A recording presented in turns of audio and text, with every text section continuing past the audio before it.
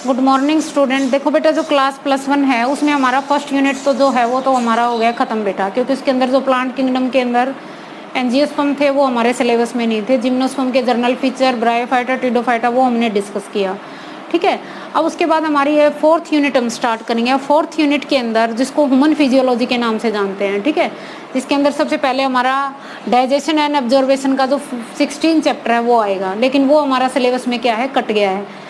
अब हमारा यहाँ पे 16 और 20 और 21 आई बात समझ, यानी कि 16 चैप्टर और 20वां चैप्टर और 21वां चैप्टर, ये 3 चैप्टर जो हैं वो हमारे सिलेबस में क्या हैं, डिलीट हुए हैं इसके अकॉर्डिंग। ठीक है, और उसके बाद बाकी जो हमारा जैसे मान लो 17 है, 18 है, 19 है, फिर 20 हमारा कट जाएगा, फिर 21 कट जाएगा। ठीक है, और 22 हमारा सिलेबस में आएगा, यानी कि इसके अंदर से 3-4 चैप्टर जो हैं कि जो इसके अंदर मोस्ट इम्पोर्टेंट है ये। ठीक है, जो कि हमने करने हैं अभी। 3rd यूनिट हमारी कंप्लीट आएगी, सेल डिवीजन वाली, सेल साइकिल वाली, वो भी हम डिस्कस करेंगे। और 4th यूनिट के अंदर भी हमारे 3-4 जो है चैप्टर वो हैं कट हैं। ठीक है, तो सबसे पहले जो पहला चैप्टर यानी कि इसके अंदर जो 16 चैप्टर है डाइजेशन वाला, वो तो हमारा सिलेबस से क्या है, डिलीट है। अब हम 17 चैप्टर की बात कर रहे हैं, तो 17 चैप्टर का नाम यहाँ पे क्या है, breathing and exchange of gases. ठीक है, अब ब्रीदिंग और respiration, breathing and exchange of gases का मतलब यहाँ पे क्या चीज़ है, कहता है कि जितने भी लिविंग ऑर्गेनिज्म होते हैं उनको एनर्जी की ज़रूरत होती है ताकि बॉडी क्या करेगी, वर्क करेगी। ठीक है, और ये एनर्जी हम कहाँ मिलेंगे, फूड की ऑक्सीडेशन होती है। फूड की ऑक्सीडेशन होती है तो उसमें ऑक्सीजन यूज़ करेंगे और कार्बन डाइऑक्साइड जो वाटर प्रोड्यूस होएगा वो हम क्या करेंगे, कार्बन डाइऑक्साइड जो हार्मफुल गैसेज होते हैं वो हम बॉडी से क्या कर देंगे, रिमूव कर देंगे। और वाटर जो होएगा वो हमारी बॉडी में यूजफुल सब्सटेंस है, वो दोबारा हमारी सेल के अंदर रिटर्न चलता रहेगा। ठीक है, ये जो non stop releasing energy process जो होती है वो चलती रहती है। अब देखो ब्रीदिंग एंड रेस्पिरेशन, ब्रीदिंग का मतलब यहाँ पे क्या चीज़ है बच्चे कि ब्रीदिंग जो है वो एक फिजिकल प्रोसेस है। फिजिकल प्रोसेस का मतलब क्या समझ आएगा, सिर्फ exchange of gases. Exchange of gases का मतलब यहाँ पे क्या चीज़ है कि सिर्फ फ्रेश एयर को लेना और जो फाउल एयर है उसको बॉडी से बाहर निकालना, इसको हम क्या बोल देते हैं, ब्रीदिंग, वेंटिलेशन। ठीक है, बट जो रेस्पिरेशन है वो एक ऑक्सीडेशन ऑफ फूड, यानी कि फूड की ऑक्सीडेशन होती है, कार्बन डाइऑक्साइड बनती है, वाटर बनता है और एनर्जी रिलीज होती है। ये एक फिजिकल प्रोसेस है, ये एक बायोकेमिकल प्रोसेस है। बायोकेमिकल का मतलब यहाँ पे कि इसके अंदर जब बॉडी के अंदर फूड की डाइजेशन होता है तो काफ़ी सारे एंजाइम पार्टिसिपेट करते हैं इस बायोकेमिकल रिएक्शन के अंदर, और इसके अंदर डज नॉट रिलीज एनर्जी, इसमें किसी तरह को एनर्जी रिलीज नहीं होती, बट इसके अंदर क्या होती है, एटीपी की फॉर्म में एनर्जी रिलीज होती है और स्टोर होती है। ये एक्स्ट्रा सेलर प्रोसेस है, ये इंट्रा सेलर प्रोसेस है। यहाँ पे कोई वही बात जो मैंने बताया कि एंजाइम कोई एक्शन नहीं होता, इसमें एंजाइम होते हैं। ये कुछ ही मतलब it is confirm certainly organs, ये कुछ ही ऑर्गन के अंदर होती हैं, बट जो रेस्पिरेशन होती है वो हमारी पूरी बॉडी पार्ट के अंदर होती है। ठीक है, अब देखो ब्रीदिंग और रेस्पिरेशन में हमें डिफरेंस पता लग गया, ये आपने इसको देखना है, पढ़ना है, समझना है। ब्रीदिंग एंड रेस्पिरेशन, वैसे वही कि फर्स्ट स्टेप जो हम करेंगे वो ब्रीदिंग करेंगे रेस्पिरेशन का, सीधी सी बात है। पहला आएगा इंस्पिरेशन, इंस्पिरेशन का मतलब होता है एयर को लेके जाना, और दूसरा हम क्या करेंगे उसको एक्सिलेशन, कि फिर वो लंग्स के बीच में जाएगी तो एयर, ठीक है, एटमॉस्फेयर से, और फिर उसके अंदर क्या होएगा, एक्सचेंज होएगा। ठीक है, वही बात बता रहा है कि फूड की ब्रेक डाउन होएगी, ठीक है, वहाँ पे CO2 बनेगा, वाटर बनेगा, एनर्जी बनेगा, और वो सारा का सारा फूड की ऑक्सीडेशन होएगी और एटीपी फॉर्म में एनर्जी स्टोर होएगी। इस पैराग्राफ में भी वही चीज़ें हैं। ठीक है, नेक्स्ट आता है टाइप ऑफ रेस्पिरेशन। देखो दो तरह की रेस्पिरेशन की बात कर सकते हैं, एरोबिक और एनारोबिक। अब देखो एरोबिक और एनारोबिक की बात करते हैं। सबसे पहले एनारोबिक, इसके अंदर सबसे पहले हमें पता होता है कि यहाँ पे it is does not utilize molecular oxygen, यहाँ पे ऑक्सीजन का जो मोलिक्यूल है वो यहाँ पे यूटिलाइज नहीं होता, और यहाँ पे ऑक्सीजन का हम यूज़ करेंगे एरोबिक रेस्पिरेशन। ठीक है, यहाँ पे कोई कार्बन डाइऑक्साइड रिलीज नहीं होगी।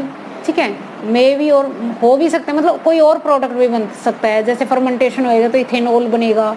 ठीक है, यहाँ पे CO2 बनेगी हमेशा। It is provided less energy, यहाँ पे ज़्यादा एनर्जी बनेगी। ये साइटोप्लाज्म के अंदर होती है, और ये ग्लाइकोलाइसिस जो होती है माइटोकॉन्ड्रिया के अंदर, जिसको आगे जाके crab electron transport chain, crab नाम के साइंटिस्ट ने इस चेन को देखा था और वहाँ पे इसको क्रैब नाम दिया था।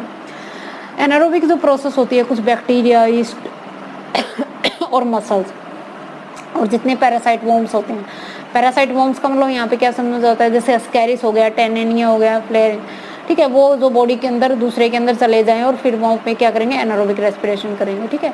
और ये प्लांट और एनिमल के अंदर होगी, ठीक है।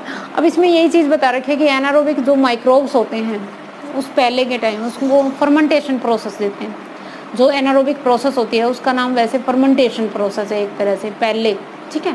तो एनारोबिक ब्रेकडाउन कार्बोहाइड्रेट को ऑर्गेनिक एसिड में alcohol, organic acid with help of enzymes, ठीक है। तो fermentation of alcoholic fermentation is called lactic acid fermentation, एक प्रोडक्ट होता है।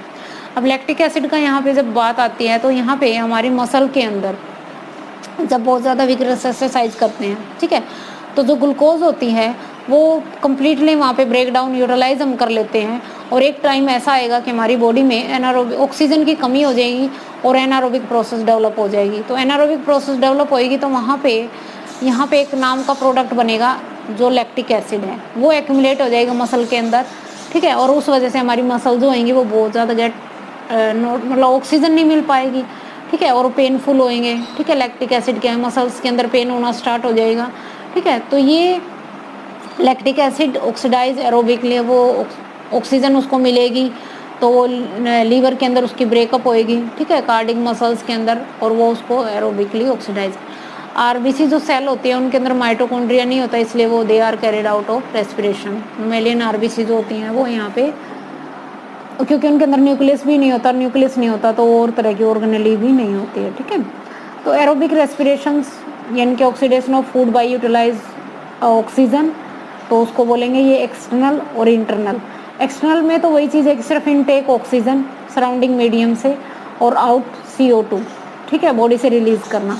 और इंटरनली में वो बॉडी के अंदर जाएगा टिश्यू के अंदर, ठीक है, फूड ऑक्सीजन गई, ऑक्सीडेशन फूड की होएगी, वहाँ पे एंजाइम यूज होएंगे और एंजाइम जो क्या करेंगे यहाँ पे उसको एलिमिनेट मतलब ऑक्सीडाइज करेंगे फूड को और CO2 बना देंगे जो कि एलिमिनेट करेंगे। एरोबिक भी यहाँ पे दो तरह के होते हैं, तो डायरेक्ट होते हैं कि इनडायरेक्ट होती है।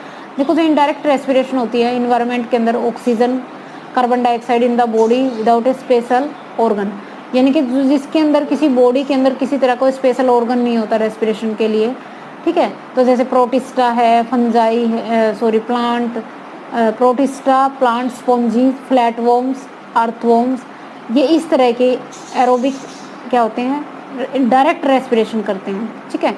एक होती है इनडायरेक्ट। इनडायरेक्ट का मतलब वो क्या करेगा, स्पेशल ऑर्गन बने होते हैं, जैसे स्किन होगी, बक्कल कैविटी होगी, जैसे हमारे अंदर लंग्स हो गए, तो वो रेस्पिरेशन करेंगे, क्या करेंगे वो, ये हमारी इनडायरेक्ट रेस्पिरेशन। अब देखो इसके अंदर एक टेबल बनी हुई है, इस टेबल में से कई बार एक 2 नंबर के क्वेश्चन पूछे जाते हैं कि कौन से ऑर्गेनिज्म के अंदर, क्योंकि हमने फाइलम पढ़े हैं और हमारे 10 फाइलम आए थे, तो सभी ऑर्गेनिजम्स के यहाँ पे फाइलम के अकॉर्डिंग ही नेम दे रखा है, ठीक है। उनमें से कुछ ऑर्गेनिज्म के यहाँ पे एग्जाम्पल दिए गए हैं, उनमें कई बार एक 2 नंबर में क्वेश्चन पूछा जा सकता है कि भाई कौन से ऑर्गेनिज्म के अंदर रेस्पिरेटरी जो स्ट्रक्चर है या रेस्पिरेटरी जो नाम है या वो रेस्पिरेशन किस तरह से करते हैं वो चीज़। तो सबसे पहले देखो प्रोटोजोआ में अम्बीबा और पैरामीशियम की बात करते हैं, तो यहाँ पे पैलिक्स उनकी जो लेयर होती है यानी कि जिससे बॉडी मिलके बनी होती है, या प्लाज्मोलेमा। साइकोन की बात करते हैं तो वहाँ पे भी क्या हो जाएगी, plasma membrane each cell. Hydra की बात करते हैं तो बॉडी वॉल। काइनेटोफोर जैसे कोम जेलीज होती है तो बॉडी वॉल से। पेलेंटी हेलमेंट्स की बात करते हैं तो यहाँ पे बॉडी सरफेस और एनारोबिक होती, क्योंकि ये क्या करते हैं, एनारोबिक रेस्पिरेशन, क्योंकि पैरासाइट हैं। यहाँ पे टेपवर्म हो गया, प्लेन एरिया हो गया, ठीक है। नेमेटोड्स की बात करेंगे तो यहाँ पे फ्री लिविंग रोबियोट्स बॉडी सरफेस से, पैरासाइट है तो वो anaerobic exchange of gases. Annelida की बात करते हैं तो अर्थवॉर्म, लीच की बात तो बॉडी वॉल से, आर्थ्रोपोडा की बात करते हैं तो गिल्स से, ठीक है। इंसेक्ट सेंट्रीपीडल मिटिक्स, और ये तो ये यहाँ पे क्या होता है, ट्रैकेल रेस्पिरेशन। स्पाइडर और स्कॉर्पियो बुकलंग से। माइट्स जो आएंगे वो क्यूटेनियस रेस्पिरेशन होती है। किंग क्रैब्स होते हैं वो बुकलंग से, ठीक है। मोलस की बात करते हैं तो गिल्स के थ्रू या पल्मोनरी वन सैक मतलब बना होता है पाइला के अंदर, जैसे एकाइनोडर्मेटा जो स्टारफिश होती हैं वो ट्यूबरफिट्स होते हैं, डर्मेट्स ब्रांचेज होती हैं। हीमोकोर्डेटा में फेरेंजियल वॉल होती है। कोर्डेटा के अंदर यूरोकोर्डेटा और सेफेलोकोर्डेटा के अंदर पेरिफेरेंजियल वॉल्स होती हैं। वर्टिब्रेट्स की बात करते हैं तो फिशेज के अंदर गिल्स होते हैं, एम्फीबियन के अंदर स्किन, बक्कल कैविटी और लंग्स होते हैं, और रेप्टाइल बर्ड सेव्स की बात करते हैं तो लंग्स होते हैं, ठीक है। तो इनमें से इस पूरी टेबल को आपने अच्छे से पढ़ना है, लर्न करना है, क्योंकि इसमें से एक 2-2 नंबर के क्वेश्चन पूछे जा सकते हैं। मान लो आपसे मोलस से पूछ ले कि मोलस के अंदर किस तरह का क्या होता है, रेस्पिरेटरी स्ट्रक्चर होता है, तो यहाँ पे क्या बताएंगे, गिल्स होते हैं, 1 pulmonary sac of lungs in Pila. ठीक है बेटा, इसको इस चैप्टर को थोड़ा सा स्टार्टिंग से आप पढ़ के देखना, आपको समझ आएगा, और कोई दिक्कत हो तो आप कॉल कर लेना। थैंक यू बच्चे।